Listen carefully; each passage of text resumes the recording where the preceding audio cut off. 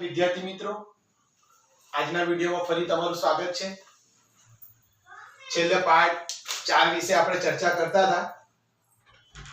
મધ્યયુગીન સ્થાપત્યો, વેપારી અને કારીગરો, જેમાં અત્યાર સુધી છેલ્લે લગભગ આપણા વિડિયોની અંદર આપણે ચિત્રકલા અને સંગીત કલા વિશે આપણે ચર્ચા કરી।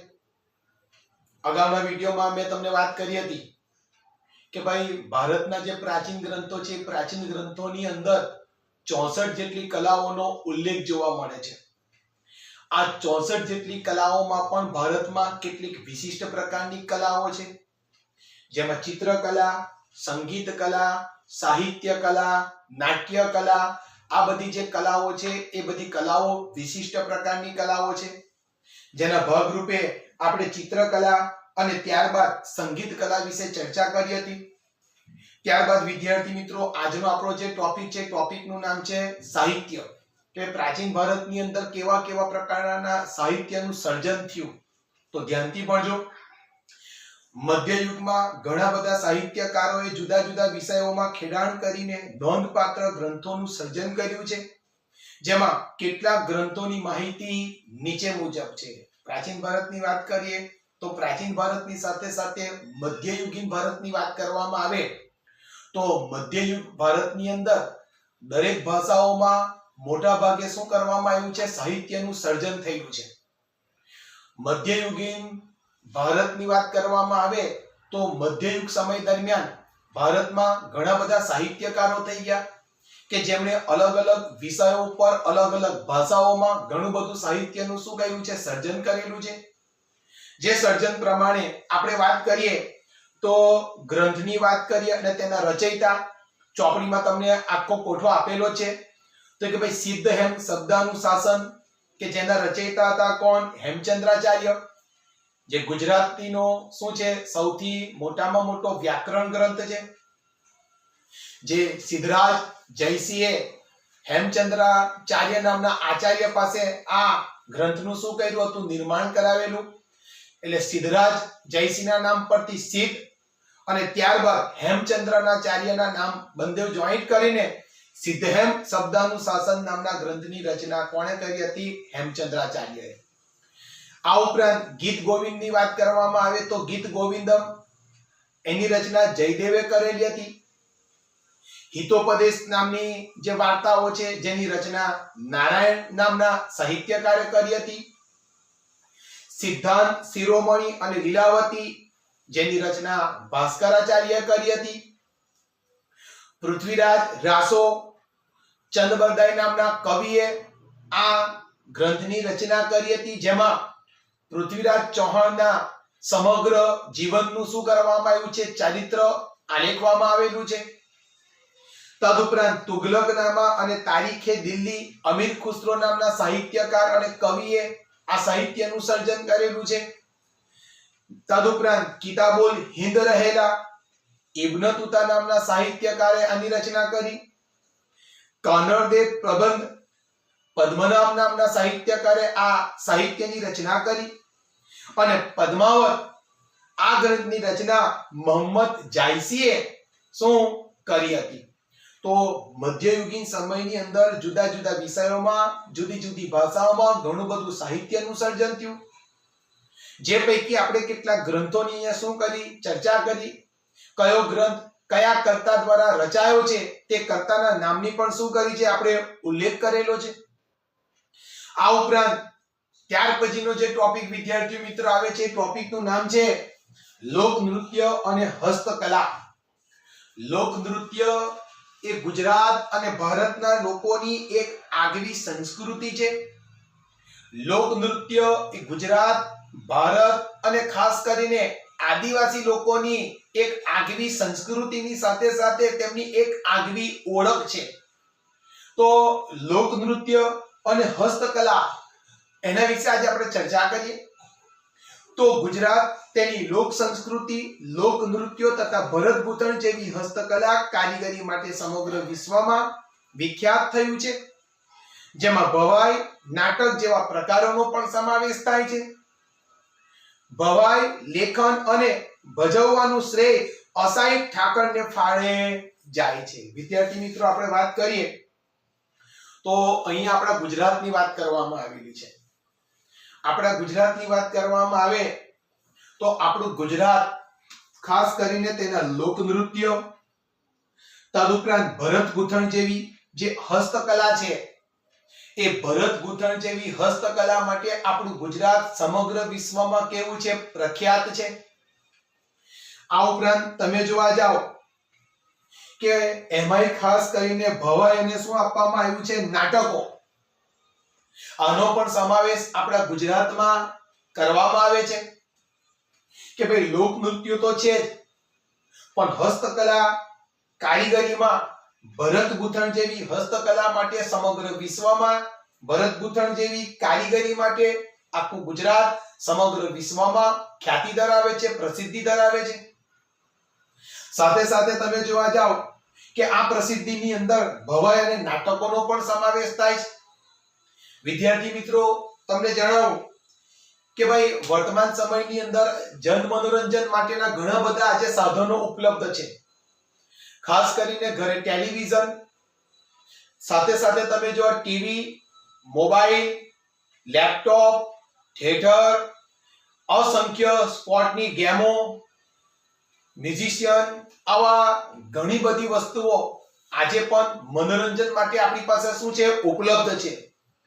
પણ વિદ્યાર્થી મિત્રો, તમે જોવા જાઓ કે ભાઈ પ્રાચીન સમયની અંદર, મધ્યકાલીન સમયની અંદર જ્યારે જન મનોરંજન માટે આવા કોઈ પણ પ્રકારના સાધનો નહોતા, તો તેવા સમયે લોકોને મનોરંજન કેવી રીતે પૂરું પાડવામાં આવતું હતું?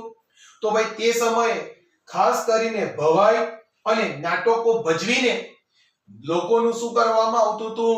મનોરંજન કરવામાં આવતું હતું. જેમાં ભવાઈ કે ભાઈ નાટકો જ્યારે કોઈ ગામ કે શેરીમાં થવાના હોય એટલે અગાઉથી જ ગામના લોકોને સૂચના મળી જાય અને સાંજનું વાળું એટલે કે જમવાનું કામકાજ પતાવીને ગામના બૈરાઓ, છોકરાઓ સહિત ગામના ચોરે આવીને શું થતા હતા? બેસી જતા હતા અને ત્યારબાદ ભવાઈઓ ભજાવવામાં આવતી હતી, નાટકો ભજાવવામાં આવતા હતા અને એને જોઈને લોકોને શું કરવામાં આવતું હતું? મનોરંજન પૂરું પાડવામાં આવતું હતું. વર્તમાન સમયની અંદર આજે જન મનોરંજનના એટલા બધા સાધનો વધી ગયા છે કે ભાઈ પ્રાચીન આ આપણી બધી જે કલાઓ છે એ સમયની સાથે બધી શું થઈ ગઈ? લુપ્ત થઈ ગઈ છે, અદ્રશ્ય થઈ ગઈ છે. તો ભવાઈની વાત કરવામાં આવે તો ભવાઈ ભજવવાની અંદર, ભવાઈ લખવાની અંદર જો કોઈને શ્રેય જતો હોય તો એ માત્ર ને માત્ર ગુજરાતના કયા સાહિત્યકાર છે? અસાહિત ઠાકર. અસાહિત ઠાકર નામના જે ભવાઈ લખનાર હતા કે જેમણે ભવાઈ લખતા પણ હતા અને ભવાઈ લખવાની સાથે સાથે તેઓ ભવાઈ શું કરતા હતા? ભજવતા હતા. તો આ ભવાઈ નાટકો જેવા ખાસ કરીને જે પ્રકારો છે એનો શ્રેય માત્ર ને માત્ર સૌથી પહેલા કોને જાય છે? અસાહિત ઠાકરને જાય છે. ખાસ કરીને વાત કરીએ તો ઝાલાવાડ વિસ્તારના પશુપાલકો એક વિશિષ્ટ પ્રકારનો રાસ રમે છે જેને હુડો કહેવામાં આવે છે. તરણેતરના મેળામાં હુડો રાસને જોવા દેશ વિદેશના લોકો શું આવે છે? ગુજરાતમાં આવે છે. વિદ્યાર્થી મિત્રો, આપણે વાત કરીએ તો આપણે વાત કરી કે ભાઈ ભવાઈની અંદર સૌથી વધારે શ્રેય કોને જાય છે? તો કે સૌથી વધારે શ્રેય અસાહિત ઠાકરને જાય છે. તદુપરાંત હુડો એક વિશિષ્ટ પ્રકારનું આદિવાસી લોકોનું શું છે? નૃત્ય છે. જેમાં ખાસ કરીને ઝાલાવાડા જે વિસ્તાર છે એ ઝાલાવાડાના વિસ્તારના જે પશુપાલકો છે એ પશુપાલકો વિશિષ્ટ પ્રકારના શું રમે છે? રાસ રમે છે. જેમાં વિવિધ પ્રકારના પશુઓ, પક્ષીઓના અવાજ કાઢીને રાસ રમવામાં આવે છે. તો તેમના આ પ્રકારના રાસને શું કહેવામાં આવે છે? હુડો કહેવામાં આવે છે. બીજી વાત કરવામાં આવે તો આપણા ગુજરાતની અંદર તરણેતરનો મેળો ભરાય છે. કયો મેળો ભરાય છે? તરણેતરનો. તો આ તરણેતરના મેળાની અંદર જે હુડો રાસ રમાય છે એ હુડો રાસને જોવા માટે દેશ વિદેશના લોકો કઈ આવે છે? આપણા ગુજરાતમાં આવે છે. આ ઉપરાંત વિદ્યાર્થી મિત્રો વાત કરીએ તો આપણા ગુજરાતમાં નવરાત્રી, ગરબા, ઉત્સવ મહત્વના છે. ગરબી પરથી ઉતરી આવેલો ગરબો શક્તિની આરાધના અને સ્તુતિ સાથે સંકળાયેલો છે. દયારામના સમયથી ગરબીનો ખૂબ વિકાસ થયો. સ્ત્રીઓ અને પુરુષો બંને નવરાત્રીમાં ગરબા ગરબી અને રાસ દ્વારા આ ઉત્સવ શું કરે છે? ઉજવે છે. હવે આપણે વાત કરીએ ગરબા અને ગરબી. ગરબો પણ અલગ છે, ગરબી પણ અલગ છે. વિદ્યાર્થી મિત્રો, ગરબા ગરબીની વાત કરવામાં આવે તો ગરબો શબ્દ નામ સાંભળતા જ કયું રાજ્ય આપણને યાદ આવે? આપણું ગુજરાત. નવરાત્રીની અંદર 9 દિવસ રમાતા ગરબા ગરબી રાસ એ ગુજરાતના લોકોની એક આગવી શું છે? ઓળખ છે.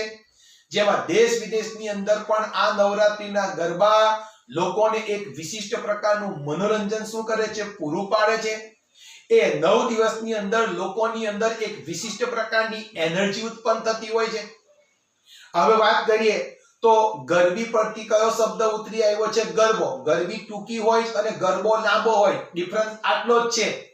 ગરબી ટૂંકી હોય અને ગરબો કેવો હોય છે? લાંબો હોય છે. ગરબો એટલે તમને બધાને જ ખબર કે આપણે નવરાત્રીમાં ગરબા રમવા જઈએ છીએ ત્યાં શું હોય કે વિશિષ્ટ પ્રકારના કાણા પાડેલો શું હોય? ઘડો હોય. એ કાણા પાડેલા ઘડાની અંદર શું કરવામાં આવે? દીવો પ્રગટાવવામાં આવે. એ ગરબો, એ દીવો માં શક્તિની શું કહેવામાં આવે છે? આરાધના કહેવામાં આવે છે. સાથે સાથે આપણે એ શક્તિની આરાધના શું કરવાની હોય છે? તેવા સંજોગોની અંદર આ ગરબાની સાથે સાથે આપણે શું કરતા હોય છે? માં શક્તિની આરાધના કરતા કરતા સ્તુતિ ગાઈએ છે. અને આમ તમે જોવા જાઓ તો દયારામ ગુજરાતી સાહિત્યના ઘણા મોટા ગજાના કવિ એટલે દયારામ, કે જે દયારામે શું ગરબા અને ગરબીઓ લખેલી હતી. તેમના સમયથી ગરબીનો ખૂબ જ વિકાસ થયો હતો. ગરબા અને ગરબી અને રાસ જેમાં સ્ત્રી, પુરુષો અને બાળકો બધા જ સાથે મળીને શું કરે છે? આ ઉત્સવ ઉજવે છે. તો ગરબો એ માં શક્તિની શું છે? આરાધના છે. માં શક્તિની આરાધનાની સ્તુતિ છે. જેમાં સ્ત્રી, પુરુષો શું કરે છે? સાથે મળીને આ ગરબા ઉત્સવ શું કરે છે? ઉજવે છે. સાથે સાથે ગુજરાતના પહેરવેશમાં વાત કરવામાં આવે તો આપણા ગુજરાતના પહેરવેશમાં પણ અનેક વિવિધ વિશેષતાઓ જોવા મળે છે. જેમાં કચ્છનું ભરતકામ, મોતીકામ, પાટણના પટોળા, જામનગર અને જોધપુરની બાંધણી વિશ્વવિખ્યાત થયા છે. કચ્છના બન્ની અને ખદીર વિસ્તારમાં કચ્છી સ્ત્રીઓ દ્વારા તૈયાર થયેલ ભરત ગૂંથણની વિશ્વભરમાં માંગ રહી છે. એ જ રીતે પાટણમાં છેક 11મી 12મી સદીથી વિશિષ્ટ વણાટકામ સાથે સંકળાયેલ પટોળા પણ કેવા છે? વિશ્વવિખ્યાત છે. આપણા ગુજરાતની વિદ્યાર્થી મિત્રો વાત કરીએ તો ગુજરાતના પહેરવેશમાં પણ ઘણી બધી વિવિધતા જોવા મળે છે. જેમાં વાત કરીએ તો કચ્છનું શું જોવા મળે છે? ભરતકામ, કે કાપડની અંદર વિવિધ પ્રકારનું શું કરવામાં આવેલું હોય? ભરતકામ કરવામાં આવેલું હોય. મોતીકામ એટલે કે એની અંદર મોતીઓ લગાવવામાં આવે. તદુપરાંત પાટણના પટોળા, આપણા ગુજરાતની અંદર પાટણ એક સમયે ગુજરાતની રાજધાની હતી અને તેનું પટોળું સમગ્ર વિશ્વમાં વિખ્યાત હતું, જેની કિંમત જ લાખ, 1.5 લાખથી શરૂઆત થાય. આ પાટણનું પટોળુંને બેવડ ઈક્ત કહેવામાં આવે. બેવડ ઈક્ત એટલે બેવડ એટલે બંને બાજુ અને ઈક્ત એટલે વણાટકામ, કે ભાઈ આ કાપડની અંદર બંને બાજુ વણાટકામ કરવામાં આવેલું હોય એટલે આ કાપડ બંને બાજુ પહેરી શકાય. તદુપરાંત લાંબા સમય સુધી ચાલે, એ ફાટતું નથી, એનો કલર જતો નથી. પરિણામ સંજોગોમાં આ પાટણનું પટોળું જગવિખ્યાત છે, વિશ્વવિખ્યાત છે. જામનગર અને જેતપુરની વિશિષ્ટ પ્રકારની બાંધણી પણ વિશ્વવિખ્યાત છે. જેમાં કચ્છની બન્ની વિસ્તારના ખદીર વિસ્તારમાં વાત કરવામાં આવે તો કચ્છના બન્ની અને ખદીર વિસ્તારમાં કચ્છી સ્ત્રીઓ એમના દ્વારા તૈયાર થયેલ ભરત ગૂંથણની સમગ્ર વિશ્વમાં કેવી છે? માંગ છે. પાટણની વાત કરવામાં આવે તો પાટણનું પટોળું સિદ્ધરાજ જયસિંહના સમયની અંદર આ પાટણના જે સાળવીઓ હતા, જે કારીગરો હતા, સિદ્ધરાજ જયસિંહે તેમણે પોતાના રાજ્યમાં આશ્રય સ્થાન આપ્યું અને ત્યારબાદ એમની આ કલાને શું કર્યું હતું? પ્રોત્સાહન આપ્યું હતું. પરિણામ સંજોગોમાં વિશિષ્ટ પ્રકારના વણાટકામ સાથે સંકળાયેલ પટોળા આજે ગુજરાતની સાથે સાથે ભારતની આન બાન અને શું એક સમયે શાન હતી.